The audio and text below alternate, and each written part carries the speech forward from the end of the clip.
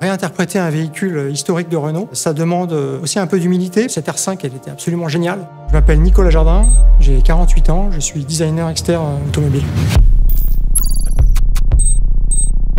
L'objectif était clair, c'était de réinterpréter la R5 de l'époque, mais de la propulser dans la modernité. La R5, elle avait ce regard tout à fait particulier et on a beaucoup déployé d'énergie pour essayer de justement focaliser là-dessus et pour faire en sorte que sur notre concept, ça soit un élément prépondérant, un élément vivant même. Donc le dessin animé promotionnel de la R5 dans les années 70 nous a vraiment donné l'envie de retraduire le côté vivant de la R5 prototype. Et c'est pour cette raison qu'on a vraiment cherché à retraduire le clin d'œil iconique de la R5 de l'époque. On a analysé un petit peu la géométrie de ce phare, ses proportions, ses contours, les valeurs de rayon même, à l'aide de photos, beaucoup de photos d'époque. Et en fait, on a redessiné notre phare en essayant de faire le tri là-dedans et de garder évidemment ce qui fait l'essence même du regard de la R5. On avait aussi bien sûr toutes les libertés d'aujourd'hui, puisqu'on a des technologies aujourd'hui, par exemple la technologie matricielle qui permet de faire des phares extrêmement compacts. On s'est inspiré des anti-brouillards de la R5 de l'époque pour intégrer dans la partie basse de la R5 prototype des feux diurnes qui sont ces gros carrés coins ronds. Le logo prend vie en s'allumant et déclenche une animation lumineuse qui s'étend jusque dans les phares.